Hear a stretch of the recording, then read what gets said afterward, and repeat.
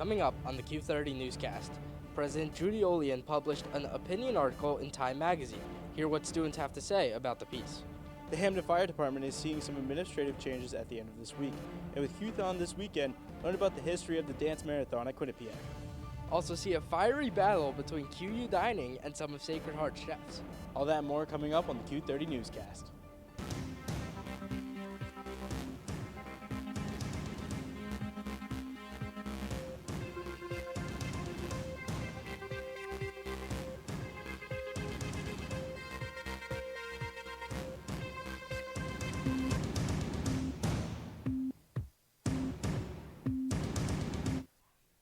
Welcome into Studio 125 for this week's edition of the Q30 Newscast. I'm Seb Lopes, joined alongside Zach Stokinger for the night.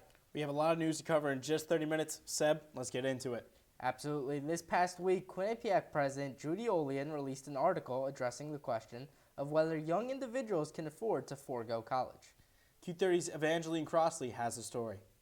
On March 13th, President Judy Olian published an opinion article to Time magazine titled, "Can Young People Afford to Not Go to College?" In it, she asked the questions, but what if the most expensive decision is not going to college at all? We're here in the Student Center today asking students their opinions on the piece.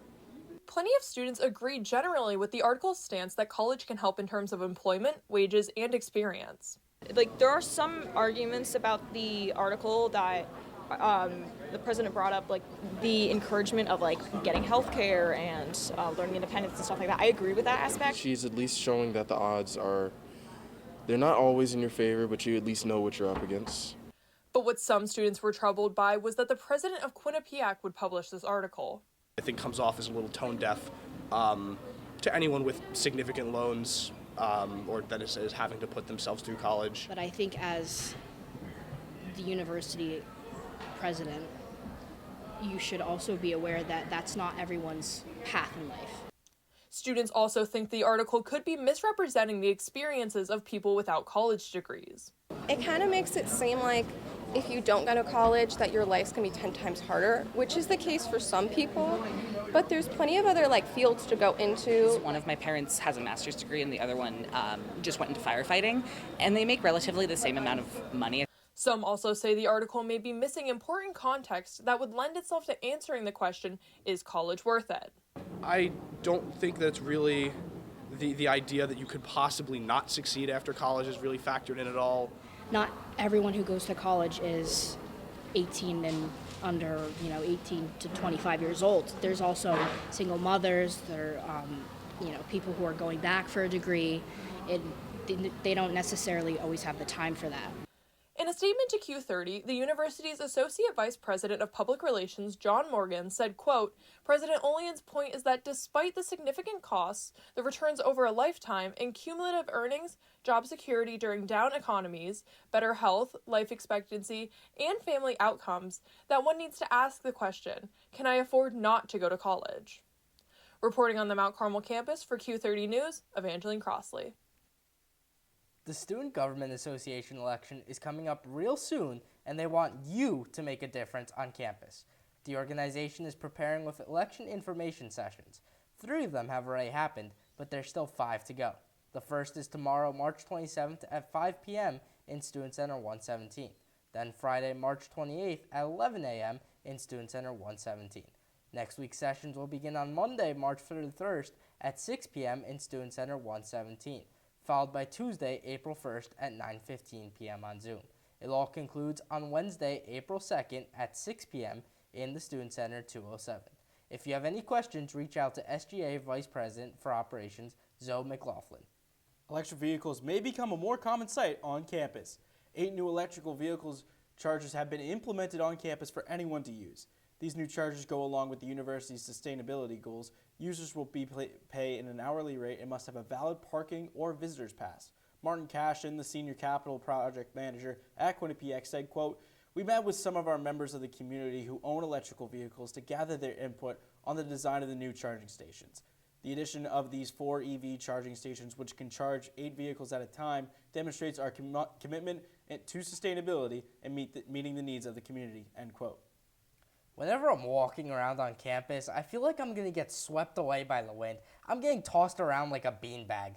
Well, apparently that's been happening all around the U.S. The recent gusts have been caused by a jet stream, which is a fast-moving flow of air in the upper atmosphere that flows in a wavy pattern across the globe. The recent change in weather systems with spring approaching is also leading to more wind. Meteorologists say March and April tend to be the windiest months of the year. Last week in Hamden, the conditions caused power outages across town. Quinnipiac's Office of Inclusive Excellence hosted an event on Tuesday celebrating trailblazing women. Those in attendance enjoyed TED Talks from these trailblazing women and celebrated their impact. Afterward, attendees engaged in meaningful discussions about the talks. The Indigenous Aid to Ireland during the Great Hunger exhibit opened in the Arnold Bernhard Library yesterday morning. The exhibit included original government reports outlining the treaty agreements from the 1830s, as well as historic maps of Ireland and the Trail of Tears. Famous sculptures honoring the Choctaw gifts and artwork from Philip Coate were on display. One of the most unique exhibits was the wampum belt presented by the Haudenosaunee Nationals to Ireland lacrosse in 2022.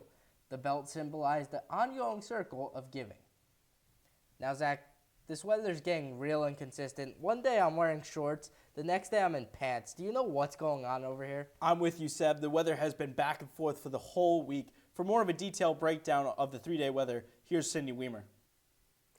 Thanks, Zach and Seb. The next 3 days are going to be pretty mild.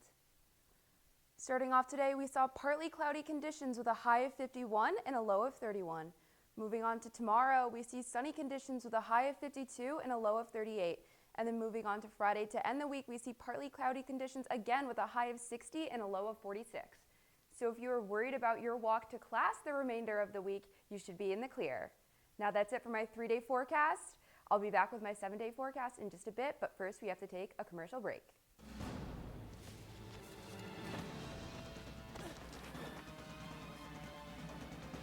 Even the mighty might not see it coming.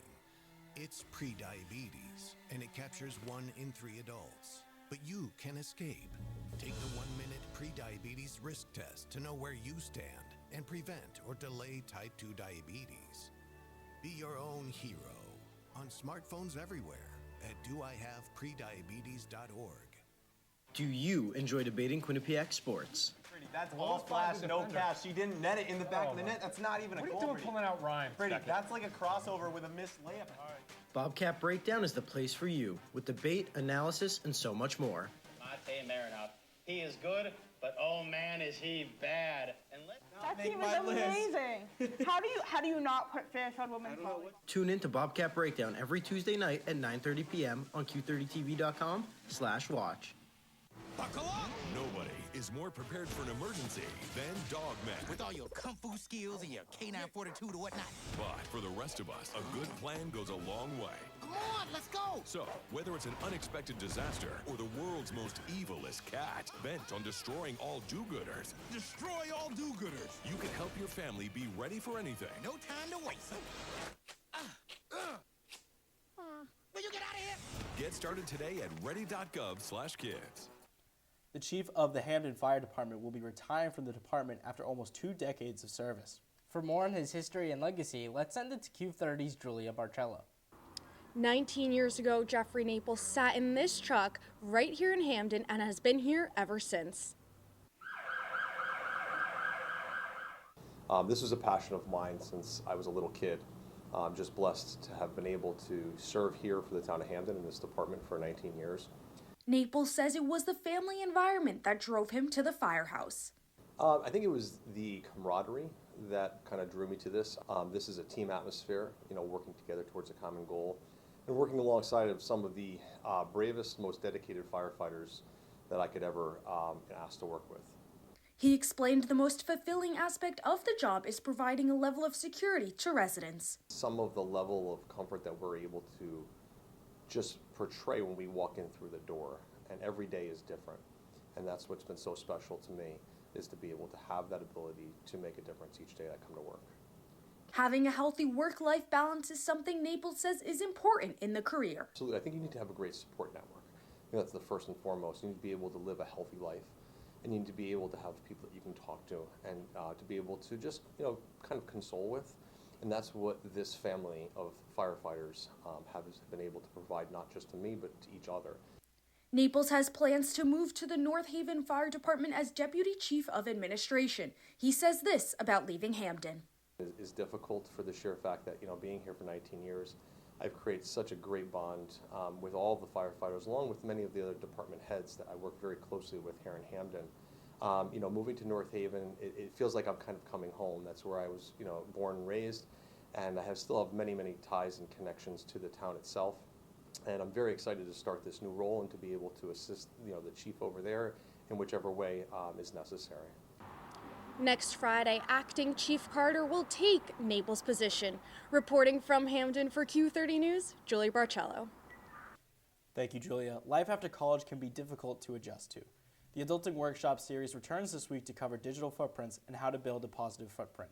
This week's workshop will be taking place in the Rocky Top Student Center, room 311, from 5 to 6 p.m. on Thursday, March 27th. The purpose of this series is to give students essential skills to help them thrive post-grad. Each session focuses on different areas of post-college life.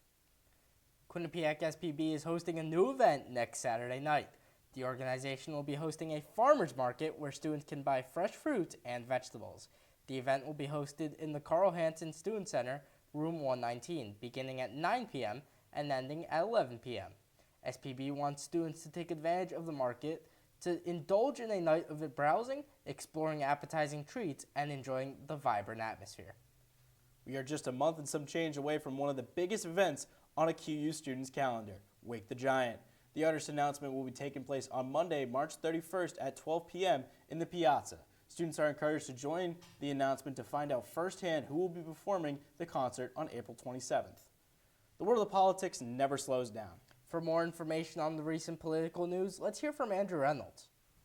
Yeah, Zach and Seb, thank you guys so much. On Monday, The Atlantic revealed a Signal group chat discussing a U.S. attack on the Houthis in Yemen, inadvertently including its editor-in-chief, Jeffrey Goldberg. The text revealed exact timings of warplane launches and when bombs would drop, raising concerns about security of such sensitive information. The full chat released today exposed Vice President J.D. Vance questioning President Trump's decision, highlighting inconsistencies with his European policy. Despite initial concerns, Vance ultimately supported the attack. The White House has dismissed the story as false, but the incident raises serious concerns about national security and policy coordination. Chief Justice John Roberts issued a rare public statement last week rebuking President Donald Trump and his allies for calling for the impeachment of federal judges who have ruled against the administration. Robert emphasized that impeachment is not an appropriate response to disagreement with judicial judges, highlighting the importance of the appellate review process. This statement comes after Trump called for the impeachment of U.S. District Judge who blocked the deportation of Venezuelan migrants. Now, lastly, Senate Minority Leader Chuck Schumer is facing mounting pressure from within his party to step down after voting for a Republican-backed spending bill to avoid a government shutdown. Schumer's decision has sparked backlash among Democrats who believe a more aggressive stance against President Trump is needed. In a recent interview, Schumer criticized Trump, calling him a, quote, lawless, angry man, and warning that democracy is at risk under his leadership. Despite the criticism, Schumer has stated he will not step down and remains committed to leading the fight against Trump's policies. Those are the top stories from the nation's capital this week. Seb and Zach, back to you. Thank you, Andrew. Well, Seb, the weather should hopefully be getting better this next week. I mean, I'm not sure. But regardless, we have the full 7-day forecast for the weather coming up, as well as details about the history of the QTHON Dance Marathon. Don't go anywhere. We'll be back in a short moment. Life's daily battles are not meant to be fought alone. We're not powerless, so long as we don't lose sight of what's important. Don't be afraid to seize that moment to talk to your friends. Cloud, you okay? Because checking in on a friend can create a safe space. The first step on our new journey. You coming? Reach out to a friend about their mental health. Seize the awkward. It's totally worth it. Here at Sports Pause, we like to have balance between having fun and working hard. Sometimes that competition we cover gets into our producing.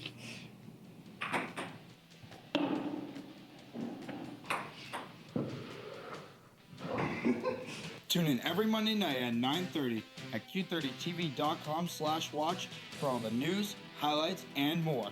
This is Sports Pause.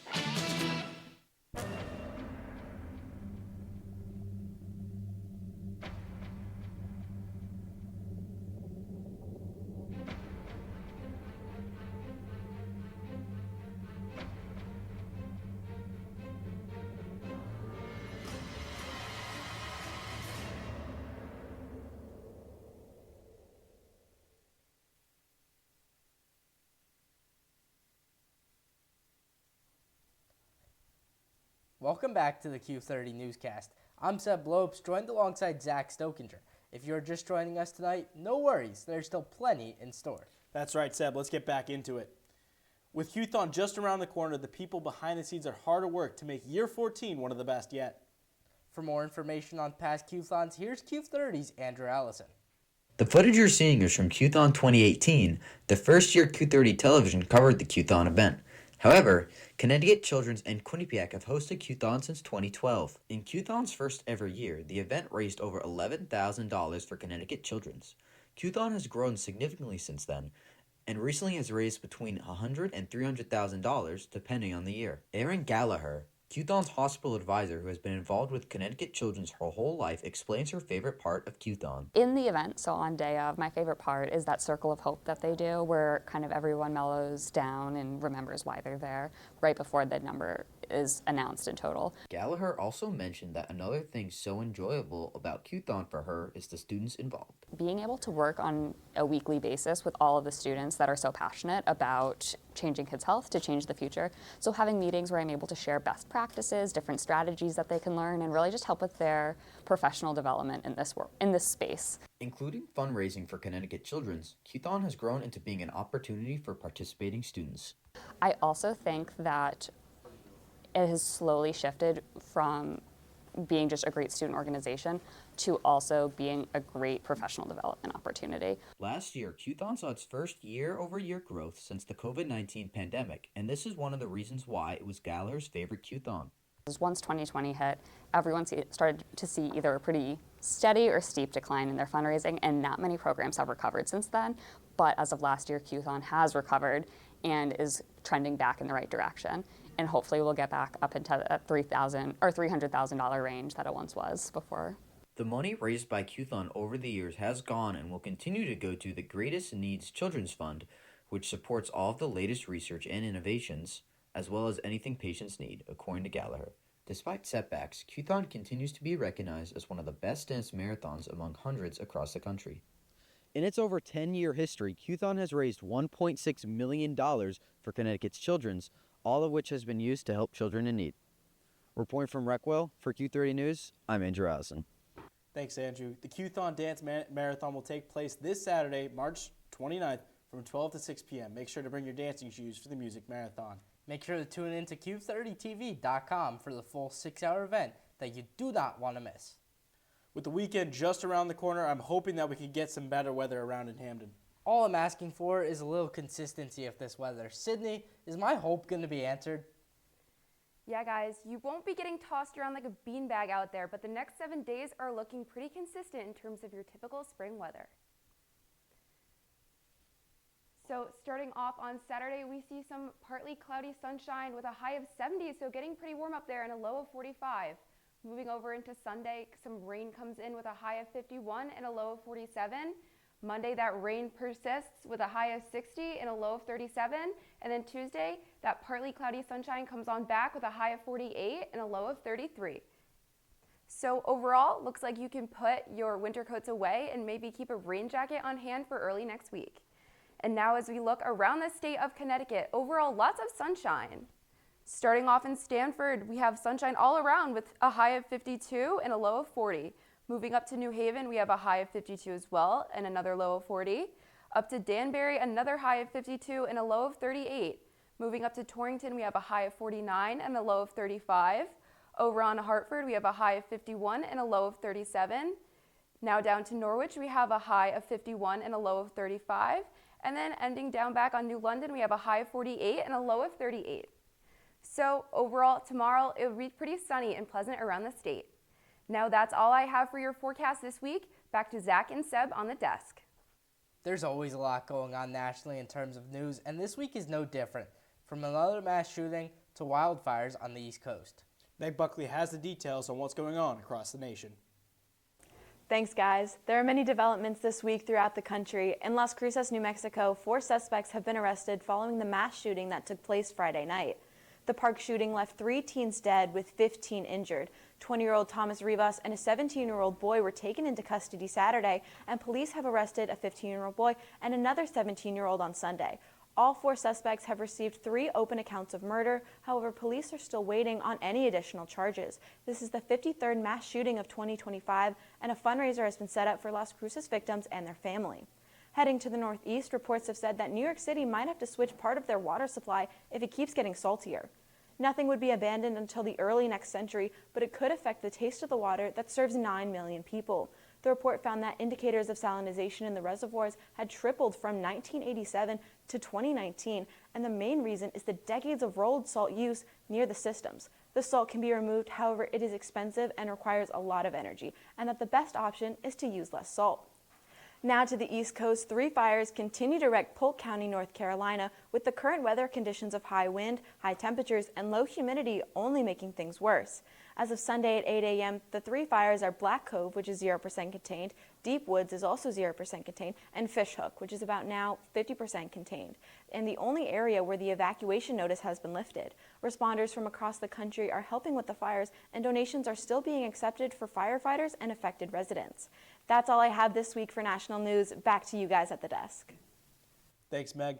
Now we have to take a quick break here on Q30 News, but stick around because on Monday, Quinnipiac's best chefs threw down with Sacred Heart. And we have your sports update coming up, so don't go anywhere. We'll be right back. There are a lot of temptations facing young people today, like electronic cigarettes and skateboarding. Each vape pod can contain the same amount of nicotine as a pack of cigarettes. This can lead today's youth to a lifelong addiction and severe lung damage. Recall and consider the facts before making a poor decision. The health class film guy isn't the best person to talk to your kid about vaping. Got a few minutes? You are. Start the conversation with your child about vaping today. Guys! We have to make a commercial for #that right now. What do we do? How long do we have? We only had 2 months to do this. We could explain that it's a pop culture news show that covers everything from movies, music, and video games. Yeah, and we can also talk about how there's pre-recorded segments that vary from reviews to in-depth discussions. We should also mention that it broadcasts live every Monday at 7 p.m. on Q30TV.com/watch. I think that covers everything. Did you guys get that down?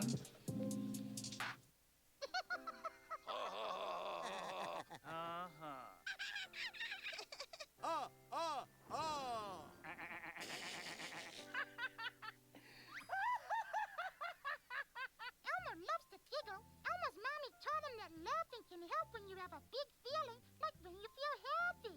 Make sure to celebrate when you're happy and laugh it out. Love your mind. Hey, Zach. Where was the Quinnipiac men's hockey team this past weekend? I don't know. Where were they? Oh, no problem. They were in beautiful Lake Placid for the ECAC championships. That's right. They took on Cornell and would end up losing an OT there, and then Cornell would go on to win the ECAC championship. Let's send it to Anthony Rossi to see where they'll go next and how other sports are doing for Quinnipiac. Yeah, thanks, guys. There was a lot going on in Quinnipiac athletics this weekend, so let's get right into it. On Saturday, both Quinnipiac lacrosse teams had a doubleheader for their MAC home openers. Starting off with the men's lacrosse team, who took on Canisius in a thrilling game, the Golden Griffins ended up taking that one by a final score of 10-9. The Bobcats were led by Justin Rober and Trevor Douglas, who both recorded hat tricks in a 9-goal performance for the team. Mason Oak also played well between the pipes, recording 11 saves on 21 shots on goal. An hour later, the women's lacrosse team took on the Iona Gales for their MAC opener for the season, but dropped that game by a final score of 16-7. Mia Delmont and Anna Givens continued the trend of hat tricks during the day as they combined for 6 of the team's 7 goals. A couple of hours ago, the men's lacrosse team also lost to Manhattan, which dropped the team to 2-7 on their early season. But both teams will be back in action this weekend for another home doubleheader as the women's team hosts Sacred Heart for an early senior day, and the men's team takes on Iona just 3 hours later. Just yesterday, the baseball team had a midweek contest against the Rhode Island Rams after they dropped their first MAC series of the year to Marist this past weekend. The Bobcats and the Rams were in a close game throughout as Quinnipiac took down URI by a final score of 9-8. The Rams got out to a quick start, jumping out to a 4-0 lead, but the script flipped once the bottom of the 5th rolled in as the Bobcats exploded for 4 runs and later took their first lead of the ballgame off of a Sebastian Muller home run in the bottom of the 6th inning. Rhodey fired back in the top of the 7th, scoring 4 runs of their own and retaking the lead 8-5, but the Bobcats weren't going down easily, as in the bottom of the 8th, Quinnipiac scored 4 straight runs, where a Johnny Knox RBI double retook the lead for the Cats. In the 9th, Ryan O'Connell was able to close it out as the grad student picked up his first save in a Bobcat uniform, and Quinnipiac will now focus their attention to this weekend, where they have a home series in a 3-game series against the Manhattan Jaspers. Speaking of this weekend, the men's ice hockey team begins their 6th consecutive NCAA tournament run as they were selected to play in the Allentown Regional. Joining the Bobcats in this regional will be the Hockey East champions and the overall number 3 seed, the Maine Black Bears, who will play the host team for the regional, the Penn State Nittany Lions, a team that the Bobcats beat to open up their season. The other team in the regional, the Bobcats' opponent, are the QTHON Huskies, the team who took Quinnipiac out of the CT Ice tournament in the semifinals. Both teams are coming off of tough losses as Quinnipiac's 3-2 overtime loss to Cornell knocked them out of the ECAC hockey tournament, and UConn fell to Maine in the Hockey East Championship 5-2. The Bobcats will play the Huskies at 5 o'clock on Friday. The game will be televised nationally on ESPNU, while the Black Bears and Nittany Lions will play in the late game at 8:30 on ESPN2. That's all I have for sports this week. Back to you guys at the desk. Thank you, Anthony. On Monday, Quinnipiac welcomed Sacred Heart for a throwdown, not in the ring, but in the kitchen. You know, I'm curious. What were the chefs throwing down and who won? Q30's Jack Bergman is here to give us the scoop. Monday morning, Quinnipiac and Sacred Heart went head-to-head in a chef throwdown. Teams of chefs from Sacred Heart and Quinnipiac battled it out in a cooking competition. They made different dishes to try and woo over a panel of judges. QU Dining organized this event to create an experience for students in an attempt to improve the overall quality of the dining. We partnered with Sacred Heart to have this fabulous event, and then in the fall, the students can also expect us going over to Sacred Heart to do the same. They won this competition, but we're going to go back and bring our all so we win in the fall. I present this to the winners of the first chef throwdown between Quinnipiac and Sacred Heart University. Congratulations, Sacred Heart. Thank you. After extensive judging from students and staff, Sacred Heart won with a 60% majority. Yet this event wasn't just about the chefs, it was about the students. It's all about the student engagement, really. This is for students. We want your voices to be heard. So students who were able to vote in today's competition and really bring their feedback of which burger or dish they preferred is going to be an LTO at Grilled, which is not only at Quinnipiac but also a station at Sacred Heart. So students can now enjoy the winning vote at Grilled and Cafe Q. After their spring event, both teams of chefs will prepare for the fall competition. Reporting for Q30 News, I'm Jack Bergman. Zach, before Bobcat Babble, what is your favorite food on Quinnipiac campus? It's a tough decision for me. I'm going to have to go with Silver Sands Pizza Truck, but if I have to pick a QU dining option, gotta be General Tso's Chicken on Saturdays. Best day of the week there. See, I don't indulge in the food trucks myself. I barely eat them, but Sushi Dough is the place to go on this campus. We'll have to agree to disagree, but speaking of fish, it's a weird story out of the Netherlands. A doorbell usually should be installed on someone's front porch, right? But what about underwater? Wait, what? That's right. The Dutch city of Utrecht has installed a fish doorbell that allows viewers to let fish move through the rivers in the city. The underwater camera will send live footage to a website, and when a fish is spotted by someone, they can click a button to send a screenshot to organizers. If the river is swarmed with fish, an alert will be sent to a water worker so they can open the lock and let the fish swim by. Seb, I guess even fish need a knock sometimes. Well, Mom always taught me about my manners. Me too. Well, another newscast has come to an end, as that is all we have time for here on Q30 News. Thank you to all the producers and everyone who's working so hard behind the scenes. Be sure to follow us on X at Q30 News, keep up with our website Q30TV.com, and subscribe to Q30 on YouTube. For Zach Stokinger, I'm Seb Lopes. Have yourselves a wonderful night, Bobcat Nation.